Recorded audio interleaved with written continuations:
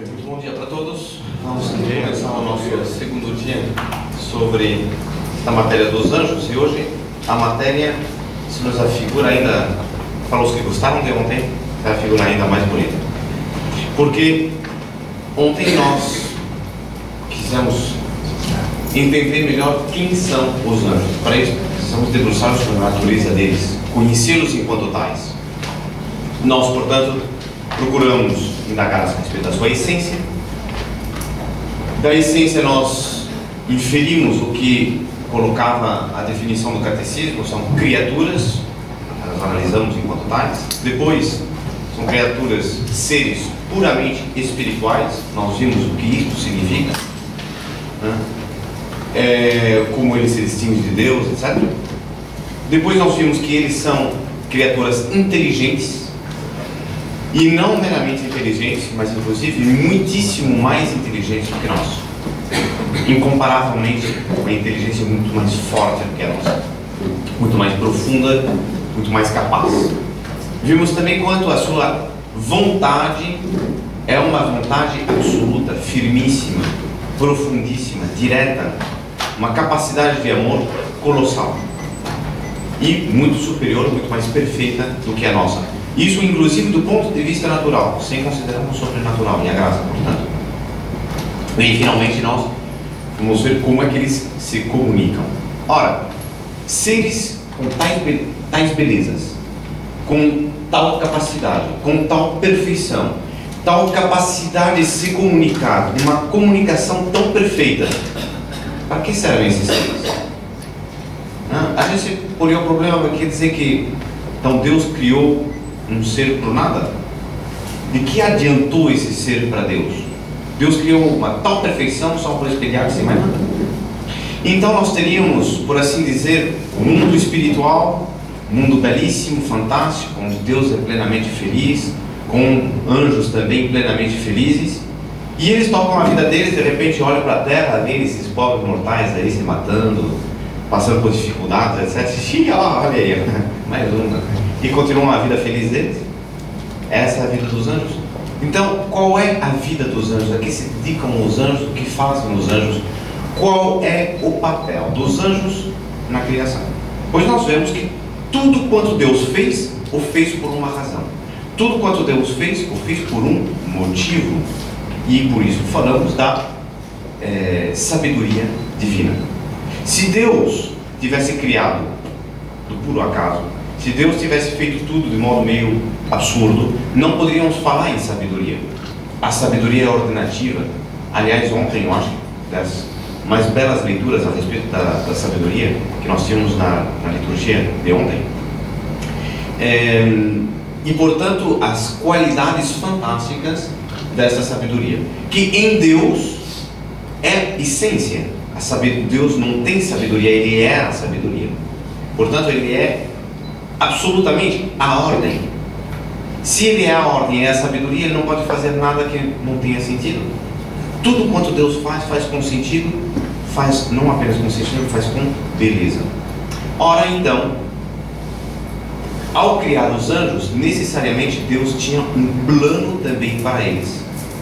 Claro, servir a Deus, não tem dúvida, mas isso todos nós. Mas se a gente vai ver um caso concreto de alguém criado por Deus, todos nós falávamos do vitral. Cada um de nós, a seu modo, é insubstituível. Insubstituível porque nenhum de nós é, por assim dizer, dispensável do plano de Deus. Claro, se a minha missão falhar, se eu não for fiel à minha missão, Deus encontrará um modo na sua divina sabedoria para que isto não prejudique o plano dele. De alguma maneira, o plano de Deus se realizará. Mas aquela vocação específica que deveria ter chegado àquele auge e espelhar aquela perfeição de Deus, como eu era chamado, aquela perfeição não será espelhada daquele modo, conforme o plano de Deus inicial. Então, os anjos também. Qual era o plano de Deus para com os anjos? Qual era a função, por assim dizer, o papel dos anjos dentro da criação? Vimos aquela pirâmide de todos os seres, desde o Deus supremo, absoluto ser, incriado, depois toda a natureza criada. Nós vimos essa pirâmide aqui ontem. Nesta pirâmide, cada um tem um papel. Qual é o papel dos anjos? Então, para entender o papel dos anjos e o tema de hoje, que é os anjos no governo da criação, esse é o nosso tema. O primeiro ponto que nós devemos considerar, enquanto não chega a escrever, é que nós devemos considerar o que é a providência divina. Para entender o papel dos anjos no governo da criação, primeiro precisamos entender como é que Deus governa a criação. E primeira questão, primeiro problema teológico que São Tomás vai precisar resolver é que quando nós observamos esta criação, nós observamos o modo como Deus realizou esta criação, nós vemos que nada escapa do poder de Deus. Tudo está nas mãos de Deus. Mas ao mesmo tempo, Deus estabeleceu leis na criação. Estabeleceu leis materiais. Estabeleceu, portanto, a lei da física, a lei da astronomia, a lei enfim, da vida, as próprias leis da vida, a genética, etc. E alguns seres, os anjos e os homens, dando-lhes a razão, como vimos ontem, deu-lhes também vontade e por isto livre-arbítrio. E a partir deste momento, cada um de nós, em determinado momento, podemos partir numa direção completamente imprevista. Não apenas em função da nossa liberdade, podemos escolher qualquer coisa, e muitas vezes não escolheremos algo no sentido da vontade de Deus, porque não somos perfeitos, mas também a própria natureza. Eu vou dar um exemplo. O que acaba de acontecer, por exemplo, nas Filipinas. A gente olha e a gente vê desordem, claro, tufão daquele lá, varre uma população inteira, destruições, desordem. Ou seja, aquelas leis da natureza entraram em desordem. Ah, sim, mas se um cientista vai atrás, ele vai ser capaz de explicar quais são as leis muito bem estabelecidas de um vento que chega de tal lado, com tal outro, com esquentamento de tal lugar, vapor de tal outro jeito, o resultado é nisso. A tal ponto isto é assim que a meteorologia se dedica, inclusive, observando o estado da natureza, conhecendo as leis que regem a natureza, ser capaz de estabelecer uma previsão.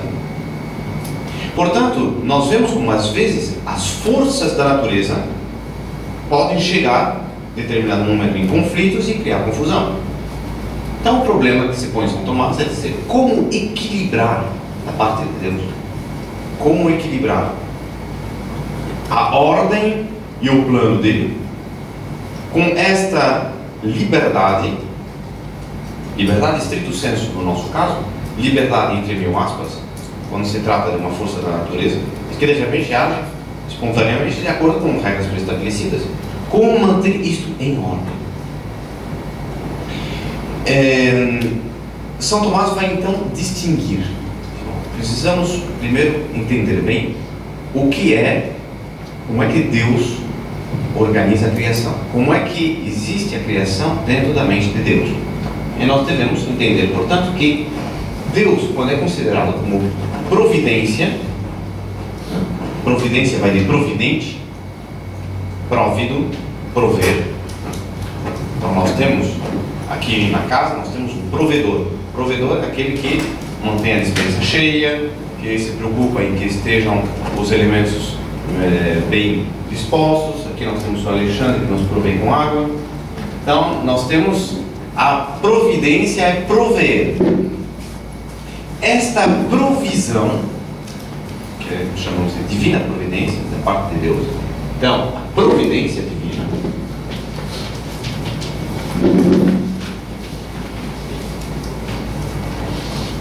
ela se divide em dois aspectos diferentes. ela vai se dividir num plano e na realização. Isso é muito fácil de entender. Eu sou engenheiro, quero construir uma casa, vou querer que minha casa tenha um teto redondo. Então primeiro coloco o teto. É um teto redondo, coloco o teto. Claro, o teto não segura sozinho, então eu coloco uma grande pilastra no centro para segurar o teto, porque depois eu vou pensar como é que eu faço as janelas. Depois eu quero uma porta. Vou querer uma porta retangular. Então eu coloco a porta. Claro, a porta não fica de pé porque não tem a parede ainda. Então eu vou colocar a porta, amarrar nos gonzos e com uns fios, umas cordas, segura a porta no lugar. E depois eu vou querer... na sala de jantar eu quero uma mesa e uma planta. Então eu já coloco a mesa, né? Vou ter que colocar um plástico em cima, porque senão chove para os lados. É assim que a gente faz uma casa? Bem, primeiro eu vou sentar, calcular o terreno,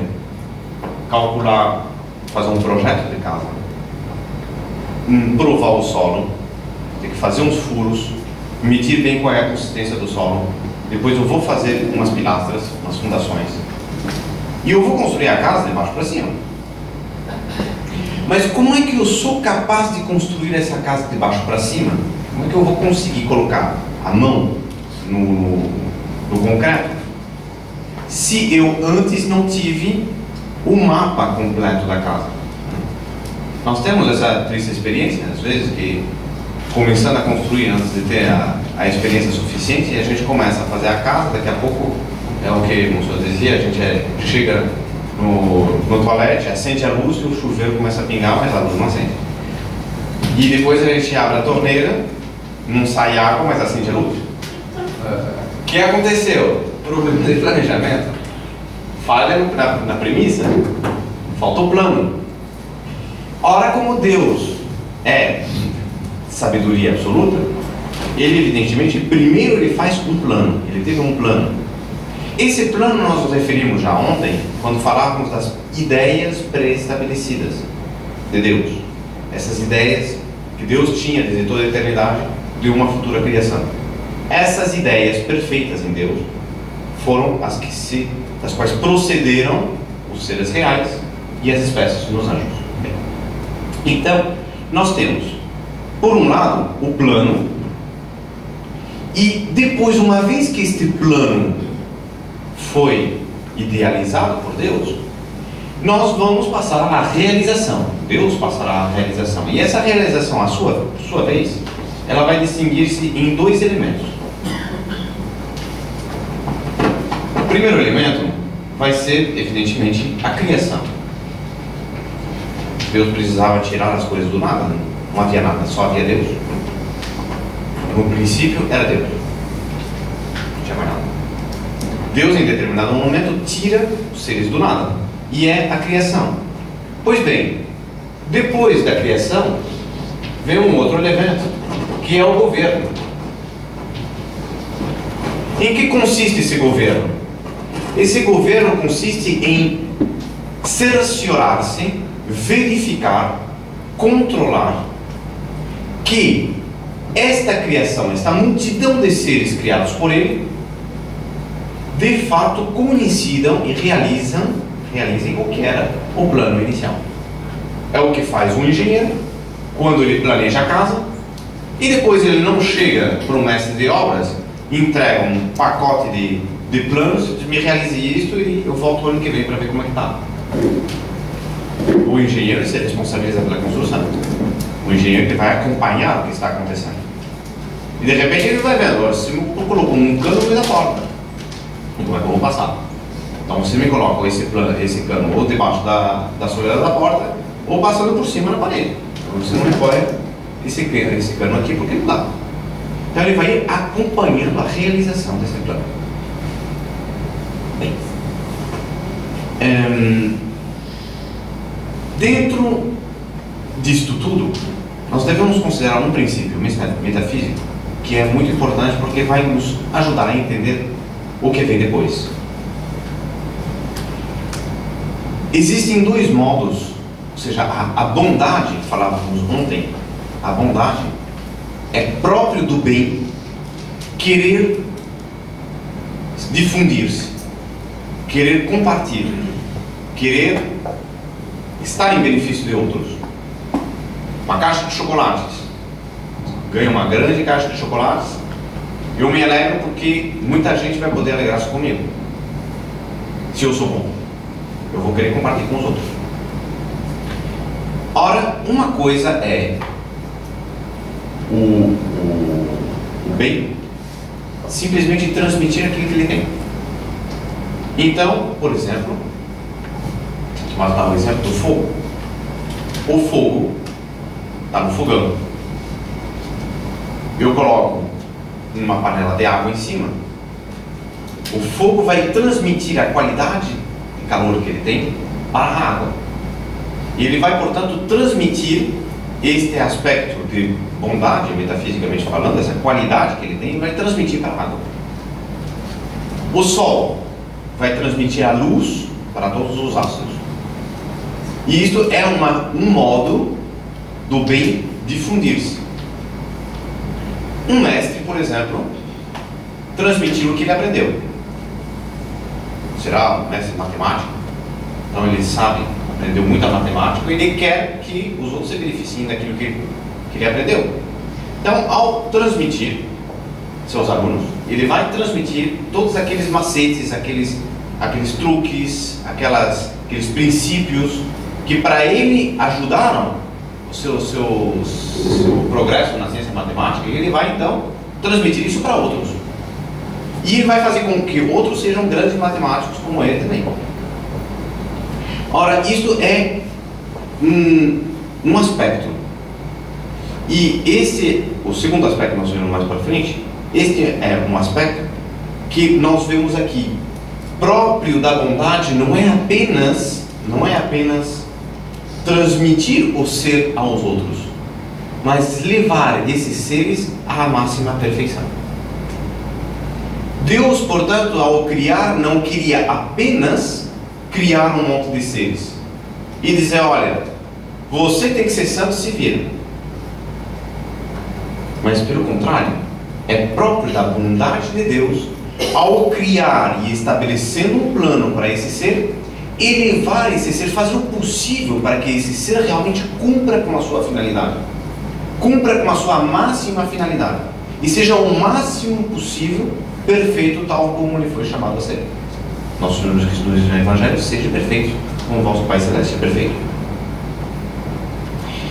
Portanto, da ordem da criação, nós olhando para a criação tal como ela existe, aqueles planetas, dias atrás estava vendo um documentário sobre os asteroides, e é impressionante como eles mostram a ordem que existe dentro do sistema solar.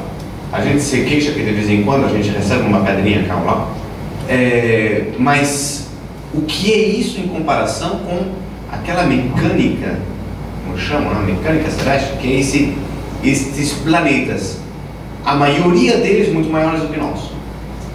E nunca que a Terra vai chocar-se com Júpiter, que de repente Marte sai fora de órbita, que Vênus muda a sua trajetória, tudo dentro de uma ordem perfeita. Isso no âmbito astronômico, nós podemos ver dentro do âmbito molecular, a gente vai do extremo grande ao extremo pequeno, a ordem que existe dentro dos átomos. Mas se não houvessem essas leis da natureza, imagina o que seria uma mão, por exemplo, se não tivesse essas leis de congregação da matéria, em função das quais a matéria se mantém junta. De repente eu olhava a mão e a mão se desfazia em pedacinhos saindo voando por aí. Por quê? Porque são um monte de átomos soltos. O que faz que esses átomos se aglutinem e formem uma unidade? Uma série de leis, nem todas as conhecemos perfeitamente. Os cientistas estão constantemente descobrindo coisas novas. E, entretanto, tudo numa perfeita ordem. Ora, quando eu entro numa casa, e vejo toda a casa bem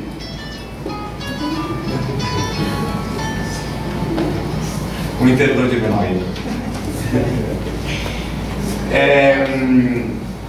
Imagine que nós entremos numa casa e entro na sala principal, por exemplo, tudo perfeitamente em ordem, todos os livros ordenados, as revistas sobre a mesa, nada fora do lugar, cada cadeira no seu lugar. Qual é a conclusão a qual eu chego? O marido não chegou em casa ainda. Não, não é isso. Não é isso. Eu deduzo o quê? Eu deduzo que houve uma inteligência ordenativa de tudo aquilo. Porque não é possível que uma sala esteja tão bem em ordem sem que tenha havido alguém que antes tenha cuidado da sua ordem. Se eu pego um monte de objetos e jogo dentro de uma sala, vão cair ordenados? Portanto, de toda ordem, nós deduzimos uma prévia inteligência ordenativa. E, portanto, olhando para toda esta ordem existente do universo, essa ordem não pode ter saído do caos. Necessariamente deve ter saído de uma mão. E esta mão é divina. Bem, então, aí isso nos introduz para o tema, que é o modo como Deus governa as coisas. Nós vamos ver esse segundo ponto, que é a atuação direta de Deus nas coisas. Como é que Deus governa? Muitas coisas Deus governa diretamente. Nós vamos ver como. Nós vemos que, em primeiro lugar, a nossa fé nos ensina que Deus criou tudo. Em primeiro lugar, gostaria de saber até que horas nós temos. Até as 11 horas, é isso? Até 11 horas. Então, em primeiro lugar, nós vemos que Deus criou tudo. No primeiro livro do Gênesis, nós temos o relato da criação, nos mostra como justamente no começo não havia nada. E Deus começa a tirar as maravilhas, estas todas, começa a tirar as coisas do nada. Nada de quanto existe foi criado, ou seja, nada quanto existe recebeu o ser fora de Deus. Tudo que nós podemos ver, todas as leis, tudo quanto foi feito, saiu das mãos de Deus. Ao sair das mãos de Deus, tudo aquilo foi criado dentro de Deus. Deus cria isso dentro dele, porque nada escapa ao poder dele, nada escapa à presença dele. E por isso, nós temos dentro, poderia ter pego inclusive o catecismo, mas para não alongar os demais, nós temos as várias presenças que temos de Deus na criação. Isso está inclusive nas primeiras questões do catecismo. Nós sabemos que Deus está em toda parte. Conhecemos o fato, Deus está no mundo, Deus está aqui na cidade, Deus está na cidade, Deus está no carro, está debaixo do armário, está em todo lado. E como é que nós podemos traduzir essa presença de Deus? Esta presença, vamos pegar a presença de Deus.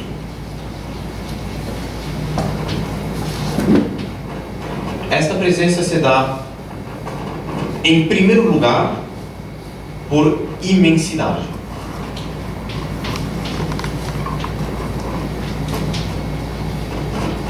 Isso não está no esquema porque eu não pensava tratá-lo com esses detalhes. Eu não vou ser muito longo, não. Eu acho que isso é uma coisa que é útil para nós. Já aproveita e vai vendo outros conceitos. Presença por imensidade. Essa presença por imensidade, ela...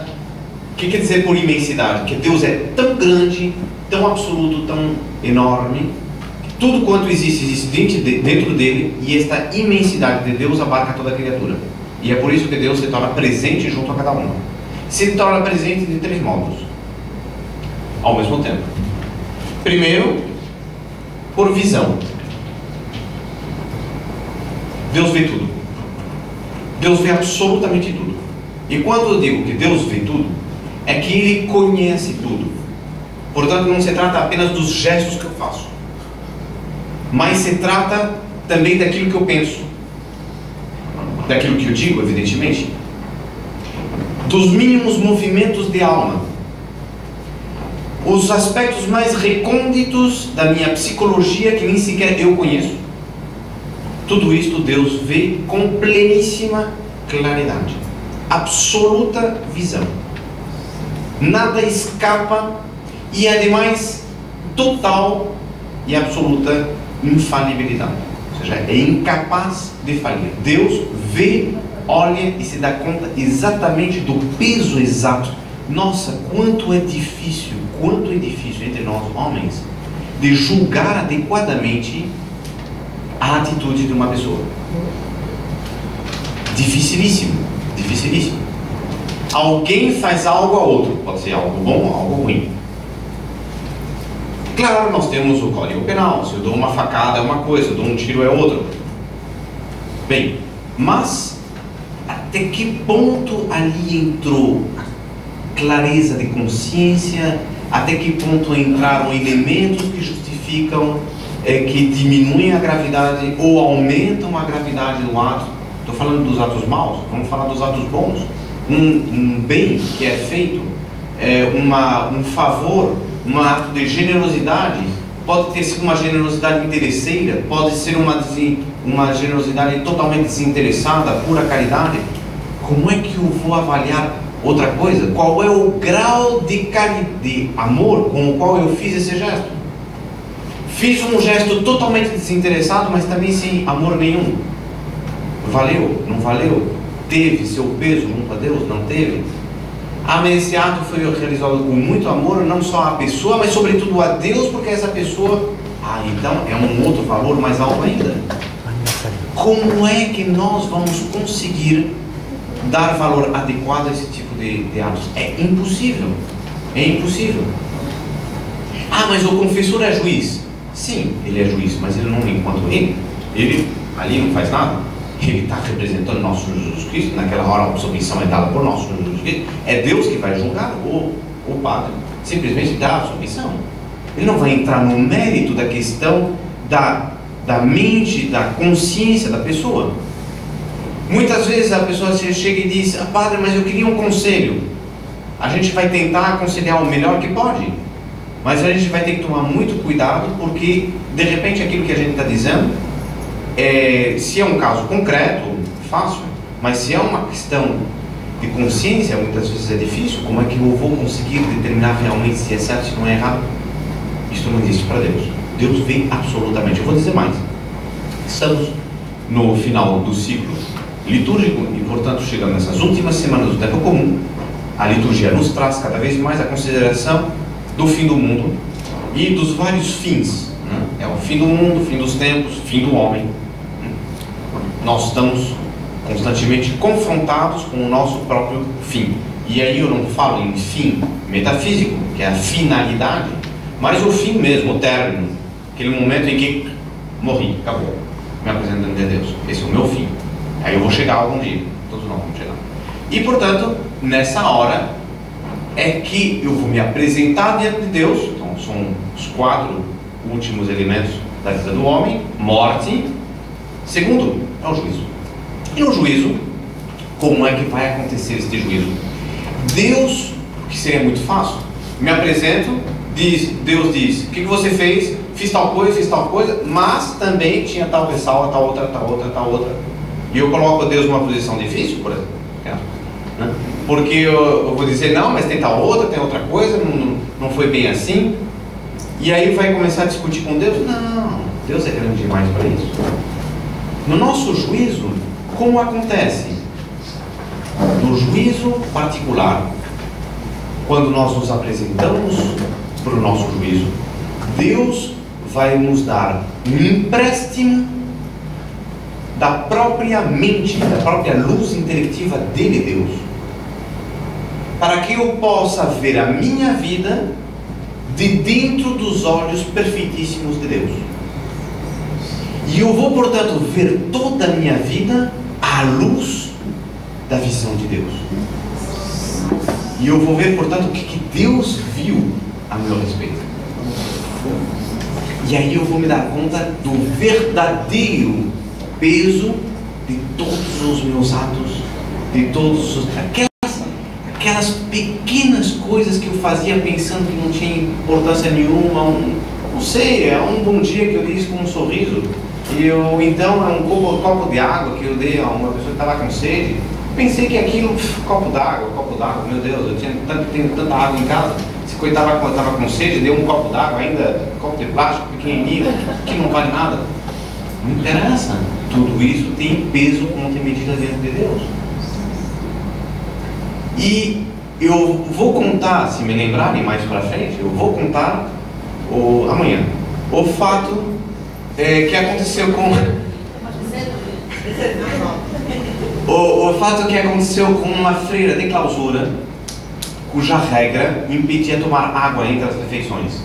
É uma ordem estrita na época, tinha uma lei bem estrita, e elas não, por sacrifício, elas não tomavam água entre as refeições, a não ser com autorização do superior. Pediu autorização à superiora. Enfim, fato concreto é que a superiora a orientou para que não tomasse esse copo d'água e oferecesse a Deus esse sacrifício.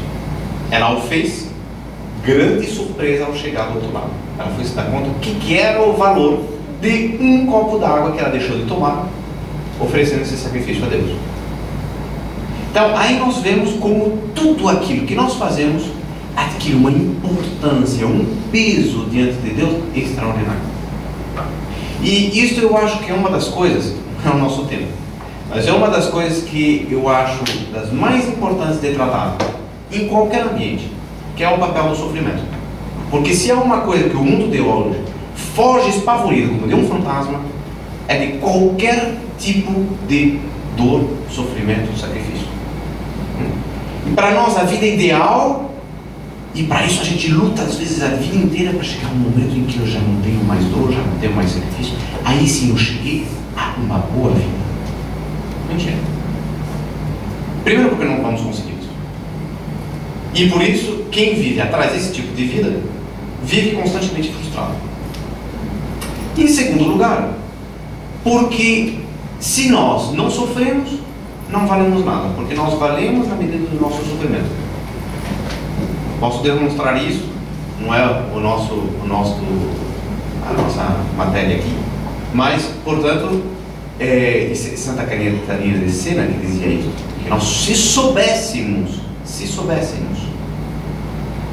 qual é a balança na qual Deus pesa o sofrimento dos homens, nós não nos saciaríamos por mais que a nossa vida estivesse cheia de sofrimentos, ainda não estaríamos saciados o suficientes.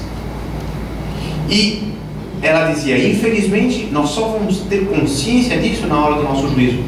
E aí nós queríamos pedir, Senhor, espere um instante, me deixa voltar à terra para sofrer só mais um pouquinho.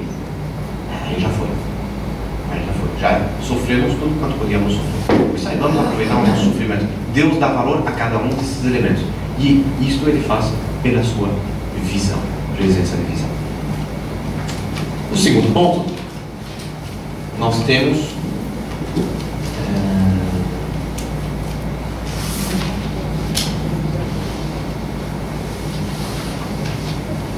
por poder. Presença de Deus por imensidade em poder significa que Ele, como é todo poderoso, assim como Ele criou as coisas, tirando-as do nada, quem pode o mais, pode o menos. Se Ele tornou do nada, com o mesmo poder criativo dele, aplicado em sentido inverso, Ele faz voltar tudo do nada. Ou seja, tudo quanto existe está nas mãos de Deus, muito mais do que esse relógio na minha mão. Porque este relógio na minha mão, o que eu posso fazer com o relógio? O máximo que eu vou poder fazer, jogar contra a parede muito forte, e de repente ele desmonta. E eu posso colocar dentro de uma máquina trituradora, o que eu vou ter do outro lado? Eu vou ter pó. eu nunca vou fazer a matéria voltar ao nada. Nada se perde, nada se cria, tudo se transforma. Isto é dentro do âmbito da natureza. Para Deus não. Deus tira tudo do nada e faz voltar para o nada o que quisesse. Este é o poder que Deus tem sobre todos os seres, sobre cada um de nós individualmente, o mínimo dos seres até o mais alto. E aí nós vemos o quanto nós existimos por misericórdia de Deus, porque a cada instante Deus, como que nos diz, eu quero, eu quero, eu quero. E isto é o terceiro elemento, que é a sustentação. Explicam os teólogos que de tal maneira nós somos contingentes, de tal maneira nós dependemos de Deus, que, por assim dizer, o nosso ser depende, como eu acabo de dizer, de uma constante atualização da vontade de Deus em que nós continuemos em vida, que nós continuemos existindo. E a descrição, enfim, os que gostam de metafísica, definições metafísicas, isto é descrito por São Tomás como que a conservação nos seres, a sustentação, a conservação dos seres, é a continuada união contingente da essência com a existência. Todo mundo já é metafísico aqui na sala. Ontem nós falamos da essência da existência. Nós tínhamos aquele desenho aqui, um ser, né? E que em determinado momento aquele ser sai de uma mera ideia para tornar-se aquele ser concreto. Nós podemos dizer que naquele momento aquela essência uniu-se à existência. Naquele momento aquele ser surgiu. Correto? Ora, esta união não é definitiva, absolutamente falando. Esta união se mantém porque como que Deus constantemente a mantém unida. E, portanto, nesse sentido, nós vemos como Deus sustenta tudo quanto existe. E isto é incrível, porque mostra a própria misericórdia de Deus quanto ao mal. Os homens que fazem o mal também estão sendo sustentados por Deus. Deus os sustenta e até o último momento Ele espera de que essa pessoa se dê conta, se converta, se mude de rumo. Sempre lhe dá mais uma oportunidade. Mas fazer voltar ao nada, como quem diz, olha, estou farto dessa história, apaga. Não, nunca. Portanto, Deus constantemente mantém esta união de essência e de existência. Isso nos dá uma ideia de quanto nós não somos nada.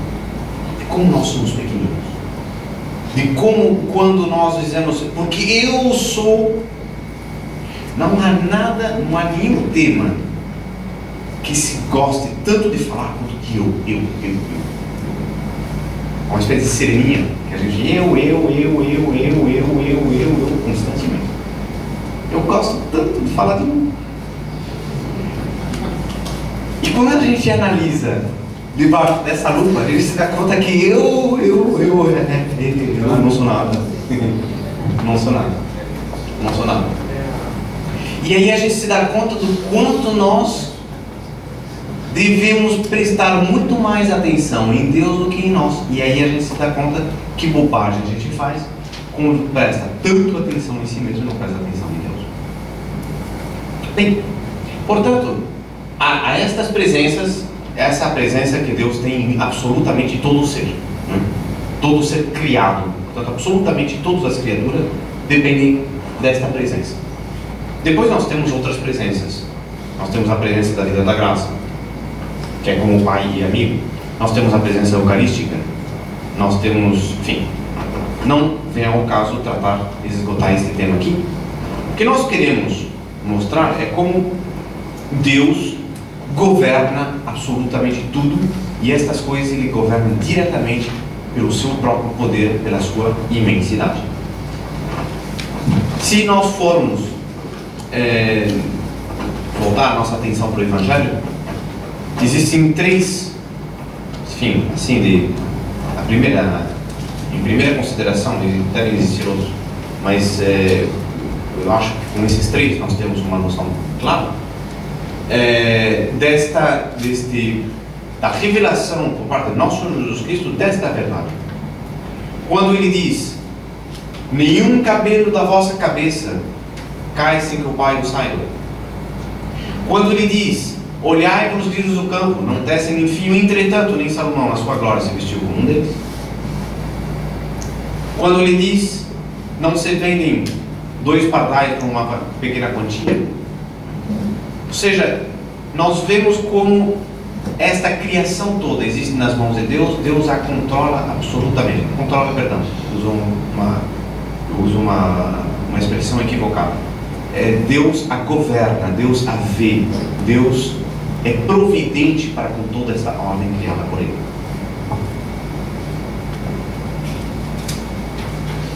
A tal ponto, esta conservação, terceiro ponto, sustentação, esta conservação ou sustentação dos seres por Deus é profunda, necessária, completa, que, segundo os teólogos, Padre Roy Marinho dizia isso. Imagine que um dia Deus ficasse com sono, cochilasse. Nesse momento em que cochilasse, tudo voltava ao nada. Quando ele acordasse, não tinha mais nada. A tal ponto depende de uma sustentação constante, voluntária, presente a todo momento da parte de Deus. Que aí outro dizia, é verdade, mas também quando ele acordasse, se desse conta não tinha mais nada, recriava tudo ainda mais bonito. Está tudo nas mãos de Deus. Ora, mais bonito seria impossível, né, Marcos? No sentido absoluto da palavra, né? essa é uma discussão, a tal ponto que São Tomás ele vai dizer que só 3 coisas Deus se esgotou a sua capacidade de criar: na visão beatífica, na união hipostática de nosso Jesus Cristo e na criação da pura criatura Nossa Senhora Maria. Todos os demais seres Deus poderia ter criado mais perfeitos.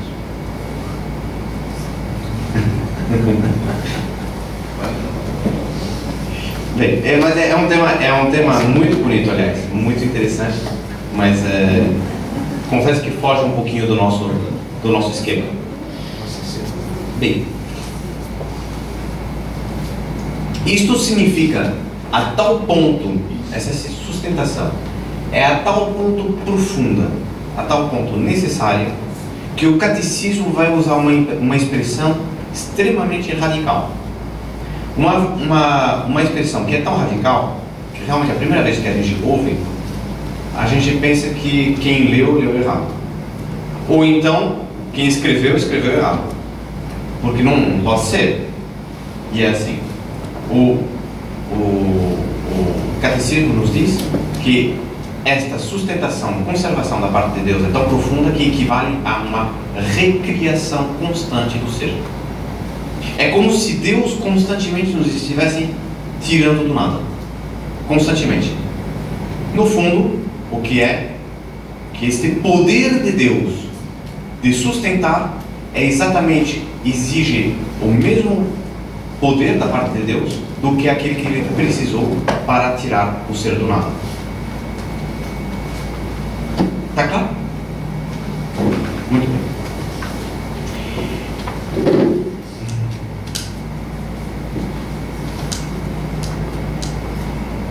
Então, se Deus pode tanto, se Deus é tão poderoso, chegou o esquema já não?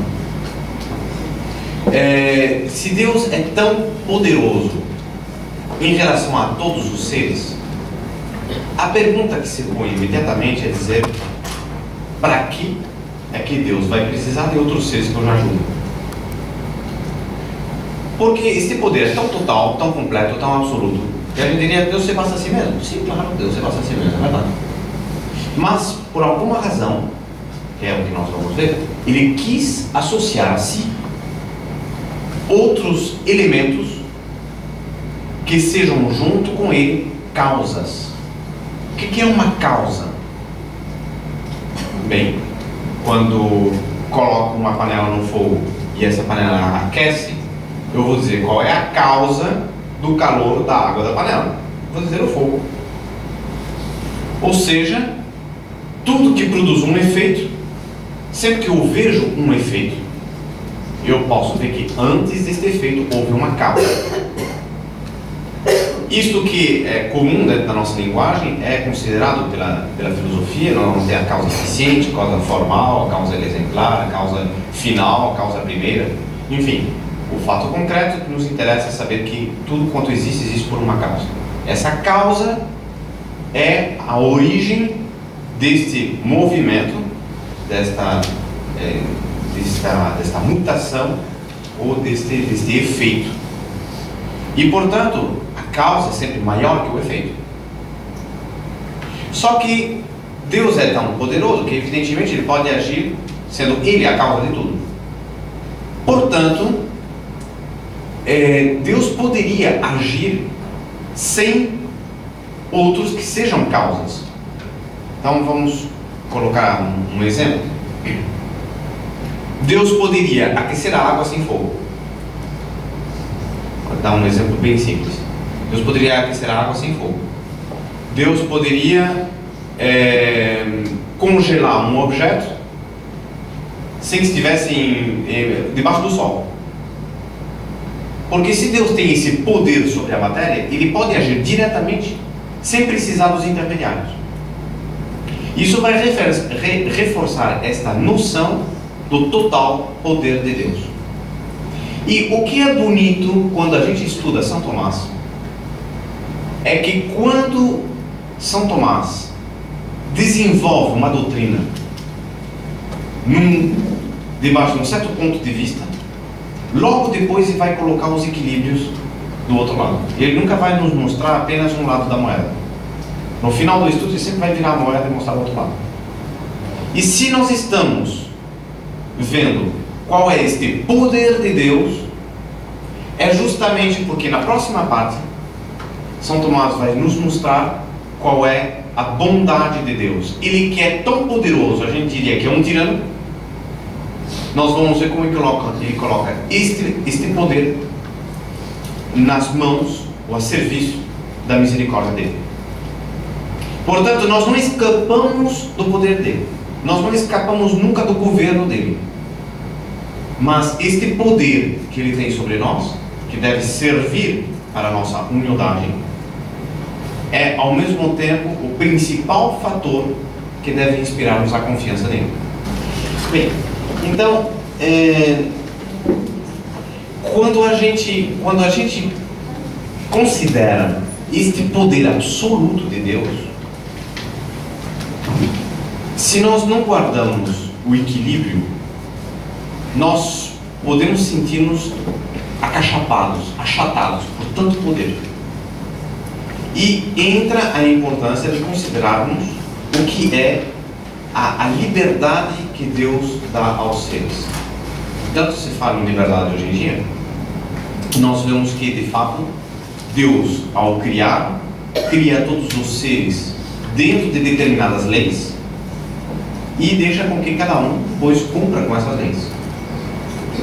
Claro, depois eles nos cobrará contas aos seres racionais pelo uso que fizemos da nossa liberdade.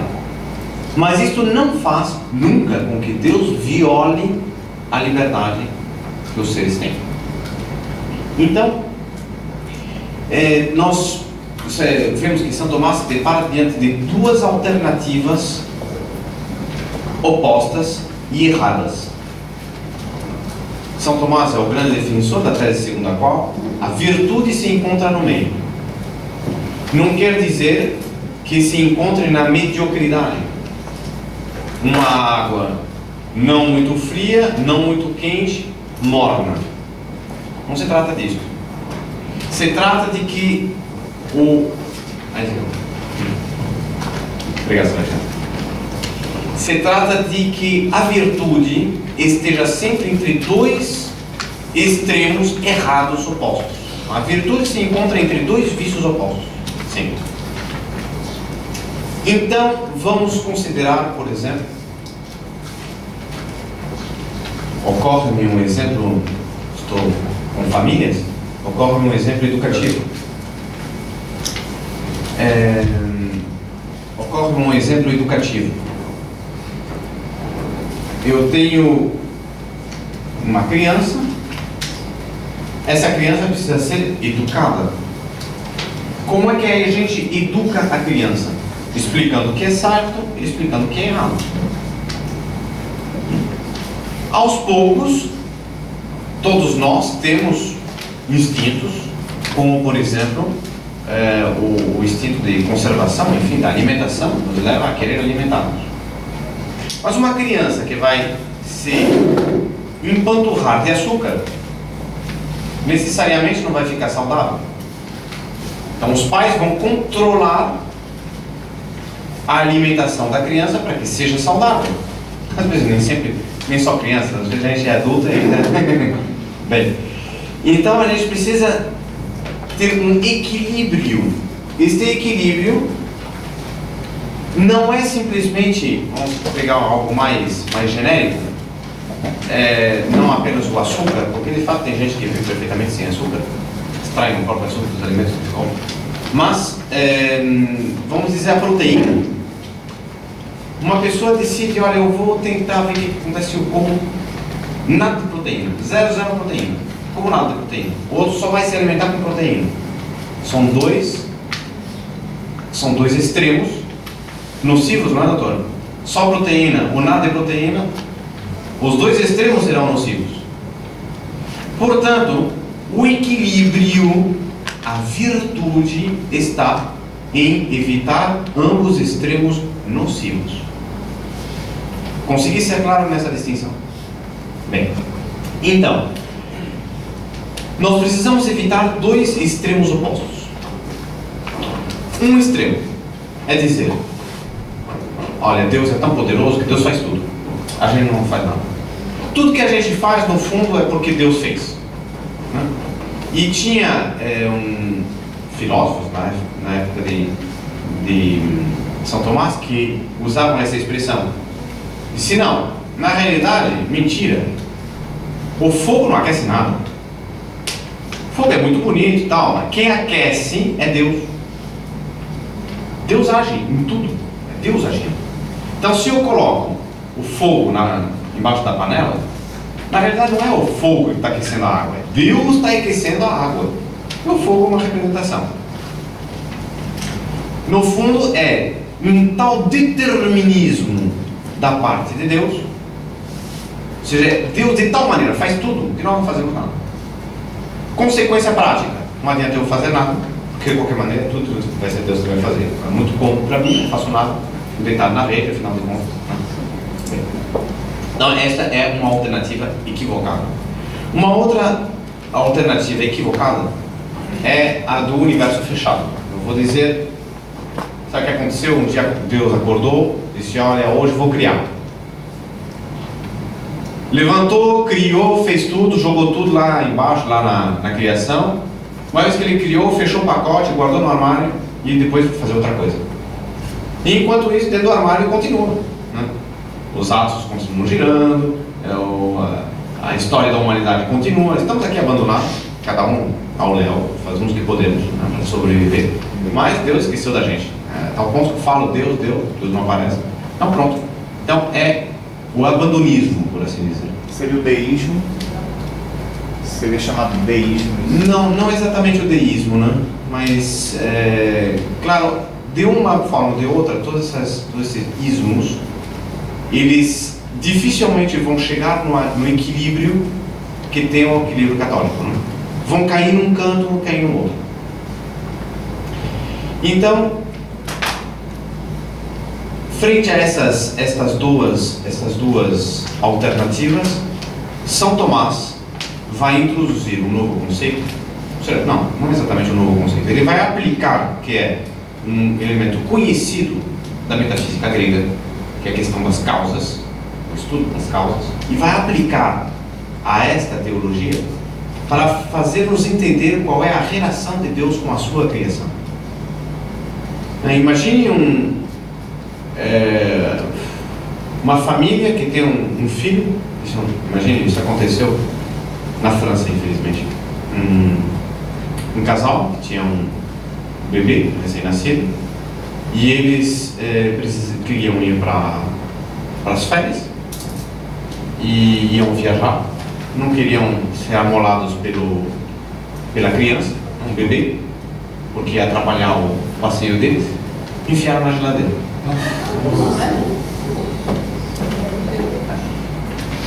E aí é uma coisa impressionante, até tocante, porque a gente vê como às vezes o homem não só é pior que os animais, né, mas em certas circunstâncias os animais podem até dar lições para nós. Esse bebê soube-se e esse bebê foi salvo porque o cachorro da casa, fuçando dentro da casa, não sei se ouviu o bebê chorar, sei lá, vai lá saber. Ele meteu o focinho, conseguiu abrir a geladeira, agarrou o bebê e levou para o mato, que é um cachorro que vivia lá na propriedade. Levou para o mato, onde ele tinha a ninhada, você chama, não? Ninhada. Ele tinha a ninhada dele. E alimentou o bebê, era uma cadela, alimentou o bebê com o leite dela. E o bebê sobreviveu graças ao cachorro. E é o cachorro com que adotou, digamos, esse bebê, foi encontrado depois de vários meses no meio dos cachorros, no meio dos cachorrinhos. Bem, um caso terrível, mas onde a gente vê uma alteração completa das leis da natureza. Se isso nos repugna e nos choca profundamente, nós evidentemente não temos o direito de achar que Deus age assim conosco. E o que me espanta é que haja gente que acha isso horrível da parte de homens e não se importa em acreditar exatamente isso da parte de Deus. Nós estamos aqui sozinhos, estamos abandonados, não tem por que acreditar em Deus, porque Deus não me ajuda. No fundo ele está pensando que Deus age como esses pais. Portanto, devemos ser consequentes com a nossa fé, se de fato nós acreditamos que isso é assim. Portanto, então, nós devemos ver em Deus exatamente o contrário desta visão abandonista da criação, que em outras épocas chamamos de universo fechado.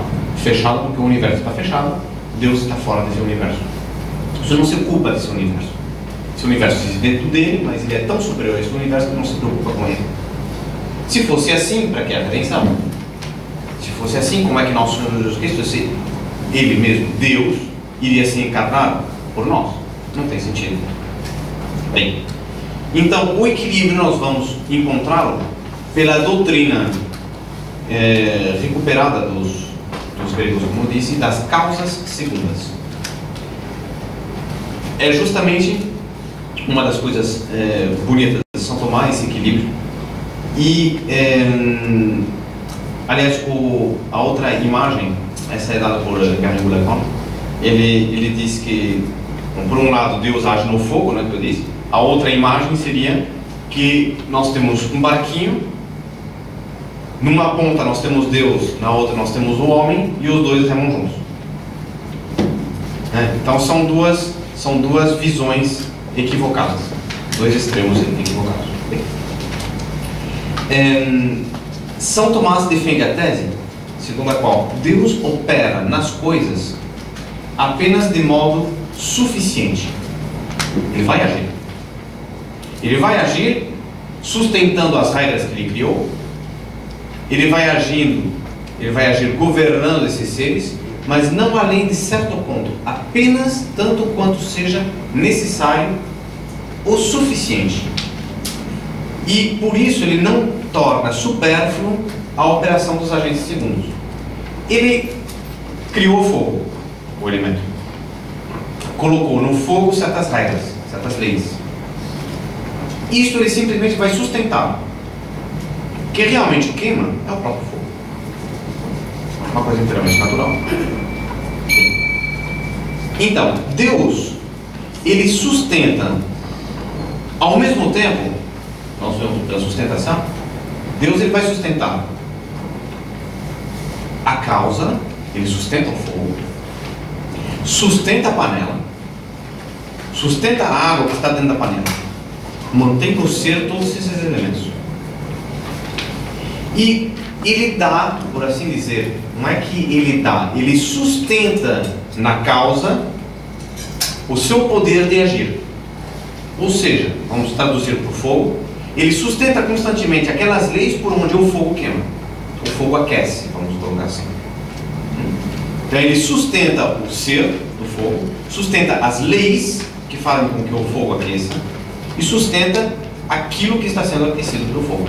Mas é uma mera sustentação. O resto age por si. E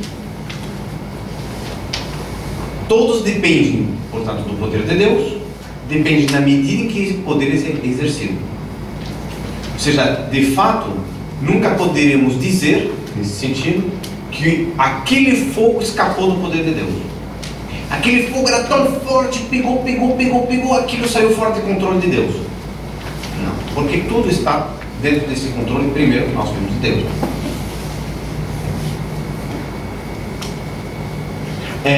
O exemplo que Garrett Lagrange dá nesta matéria de causas, para a gente ter uma ideia, precisa considerar o que é uma videira, por exemplo. Dá o exemplo da videira. Não sei se aqui tem muita videira. Tem? Se você tem videira em casa, não muito. Podemos pegar uma planta. A planta que todo mundo tem, planta com flores, às vezes uma árvore, manga que tem, não tem manga aqui, mangueira? Demais. Então pronto, pegamos o exemplo da mangueira, todo mundo conhece. A mangueira é uma árvore grande, ela tem um tronco, tem ramos, tem folhas e, em certa época do ano, nós temos os frutos, quase sempre. Se nós formos considerar a manga, fruto que na ponta do dado, qual é a causa desse fruto? Quem, por assim dizer, deu origem a este fruto? A gente vai dizer, bom, é o galho, né? O fruto saiu do galho, a seiva chegou lá, se desenvolveu, o galho é a causa do fruto. Eu pergunto, sim, mas de certo modo a gente não pode dizer também que a mangueira é a causa do fruto? É claro que é. Portanto, nós vemos, se a gente for pegar a raiz mesmo, o centro, o cerne, a causa primeira da manga que está na ponta é o tronco que está no centro. Essa é a causa primeira. Se a gente remonta, a gente vai chegar no tronco, que é a última instância, por assim dizer, da manga. A gente vai dizer, não, mas e a terra, e a água, bom, claro, mas aí são outros elementos. Dentro desta mangueira, nós temos o primeiro elemento, mais anterior, é o tronco. Portanto, a gente poderia chamar o tronco de causa primeira. E a ponta do galho, nós podemos chamar de causa última. Correto? Se não houvesse esse raminho lá na ponta, aquela fruta não tinha nascido. E nos galhos intermediários nós vamos encontrar a causa segunda, a causa terceira, a causa quarta, a causa quinta, até chegar na última. Certo? Então, evidentemente, Deus é absolutamente causa primeira de tudo. Nós podemos, inclusive, colocar essa causa primeira com maiúsculas. Causa primeira. Porque Deus é a causa primeira de tudo quanto existe. Mas, como causa primeira, de Deus saíram outras causas. Estas causas foram causas de outras. Querem outro exemplo? A genealogia. Quem foi criado por Deus? Adão e Eva. Só. E os outros? Descendentes de Adão e Eva. Então nós temos no gênero humano, causa primeira, Deus. Causa segunda, Adão e Eva. Causa terceira, aí já depende. Depende de qual filho a gente descende de Adão e Eva. E assim a gente vai vendo, nós temos causas, até os nossos pais. Os nossos pais são as causas últimas. E viemos nós que somos os efeitos. Se Se tivermos filhos, nós ao mesmo tempo, por nossa vez, seremos causas últimas dos nossos filhos. Causas penúltimas dos nossos netos. Tá claro? Sim? Alguma dúvida até aqui? Tudo claro? Então, nós vamos fazer o nosso intervalo agora. Temos 15 minutos de intervalo. E retomamos às 15 para